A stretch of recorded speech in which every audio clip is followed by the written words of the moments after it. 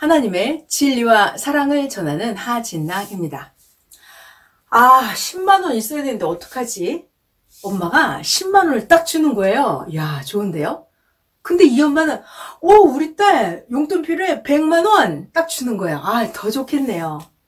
자, 여러분 기도하시면 하나님이 내 기도만큼 이루어주면 좋아요? 아니면 내 기도한 것보다 하나님이 더 많이 더 좋게 이루어주면 좋아요?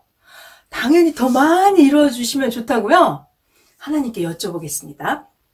하나님, 우리가 기도한 거 더 좋은 거 주셨나요? 더 좋은 걸 줬지? 여러분은 더 좋은 거 받으셨어요? 모르겠다고요? 큰일 났는데요. 주신 분은 주셨다 하고 받는 사람은 모르겠다고 안 받았다고 하고요. 과연 누구의 말이 맞을까요? 성경을 통해서 확인해 볼게요. 하나님 말씀이 맞는지, 우리들 이야기가 맞는지 확인해 보겠습니다.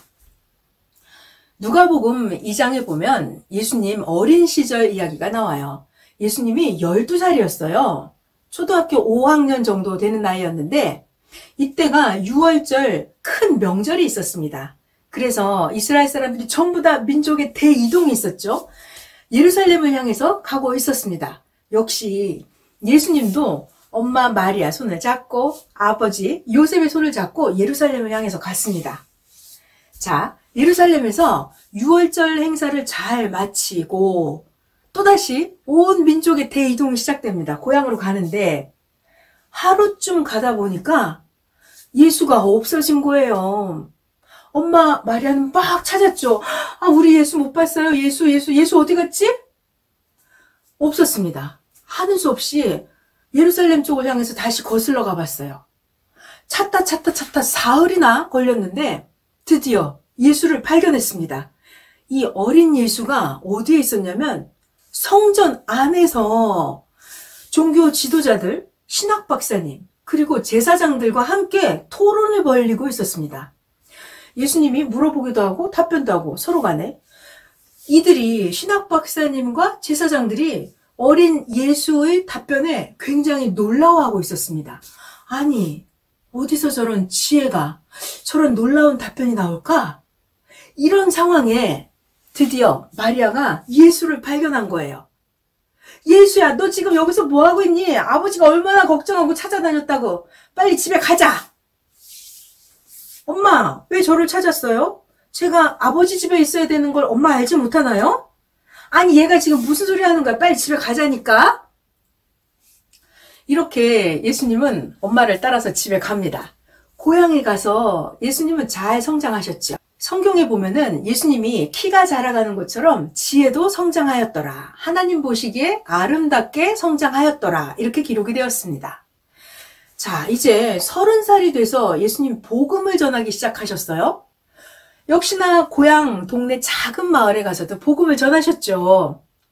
그런데 문제가 생겼어요.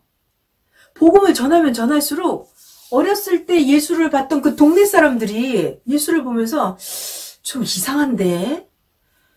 신학교도 안 나왔는데 어떻게 저렇게 하나님 말씀을 전한다고 하고 다니지? 귀신 들렸나? 이단에 빠졌나? 저 아버지 목수 요셉 아냐? 엄마는 마리아고 저 형제는 다 야고보, 요셉, 시몬, 유다인데 동생들은 영자, 숙자, 말자. 저 집안 내가 다 아는데 저 예수 좀 이상한 것 같아. 라고 하면서 예수님이 동네에서 고향에서 복음을 전하면 전할수록 그들은 예수님을 불신하고 배척했습니다. 그래서 예수님은 고향에서 복음을 전할 수가 없었고 하나님의 큰 능력을 행할 수가 없었습니다. 이 이야기를 통해서 우리는 참 심각한 거를 느끼게 되는데요. 깨닫게 됩니다. 유대인들은 그토록 오랜 시간 동안 오직 하나님이 오기를 기다렸어요. 그런데 우리가 성경을 통해서 봤을 때 하나님은 그들의 삶 속에 이미 함께하고 계셨습니다. 어떻게 해요? 어린 예수를 통해서 말이에요. 예수가 그랬잖아요. 내 아버지 집에 내가 있는 걸 왜 이상하다고 합니까? 라고 하면서 예수님은 어린 시절부터 입만 열면 하나님 말씀을 전했어요. 젊은 청년 30살 나이에 고향에서 복음을 전할 때도 그들은 핍박을 했지만 예수님은 하나님의 말씀을 전하고 있었습니다. 그들이 기도했던, 그들이 바라고 원했던 그 응답을 하나님은 이미 들어주셨어요. 그래서 중요한 게 그들의 삶 속에 현실 가운데 메시아 예수님은 그들과 함께 밥을 먹고 함께 잠을 자며 엄마 아빠의 손을 잡고 함께 유월절 명절 예루살렘에 같이 다니면서 제사장과 토론을 하면서 메시아는 하나님은 우리들의 삶 속에 함께 이미 계셨던 것입니다. 문제는 그것을 깨닫지 못했던 거예요. 예수의 부모도 예수를 보고 이해하지 못했고 형제들도 지금 왜 저래 네가 알긴 뭘 알아 이러면서 형들도 구박을 하고 동생들도 우리 오빠 좀 너무 심한 거 아니야? 라고 하면서 말이에요. 동네 사람들도 핍박했고요. 자, 이렇게 우리의 소원을 하나님이 이미 들어주셨는데 우리가 몰랐다는 게 문제죠.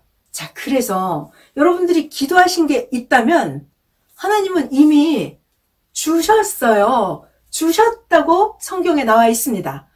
내가 기도한 것보다 더 좋은 걸 하나님은 이미 주셨다고요. 봐봐요. 증거를 댈게요. 마리아가 하나님 저는 메시아를 낳게 해주세요. 이런 기도를 했을까요? 마리아는 하나님을 잘 믿고 착하고 건강하고 똑똑한 아들을 낳게 해주세요. 이 정도 기도를 했을 거예요. 그 마리아의 기도보다 하나님은 더 큰 어마어마한 위대한 아들을 그 집안에 태어나게 해주셨던 것입니다. 자, 확실한 증거가 되죠? 하나님은 이렇게 우리가 기도한 게 있으면 그거보다 더 좋은 걸 이미 다 주셨습니다. 그런 하나님이세요. 자, 그래서 오늘은 성경을 통해서 이미 더 좋은 걸 주셨다고 말씀하시는 하나님. 문제는 삶 속에서 내가 그것을 찾고 발견하고 갈고 닦고 내가 누려야 된다는 것입니다. 발견하지 못하면 내가 누릴 수 없는 거죠. 하나님이 더 큰, 더 좋은 축복을 주셨는데 내가 누리지 못한다는 거예요. 자, 눈을 뜨고 하나님이 주신 축복을 다 찾아서 누리시는 여러분 되시기 바랍니다. 하나님의 진리와 사랑 전해드렸습니다.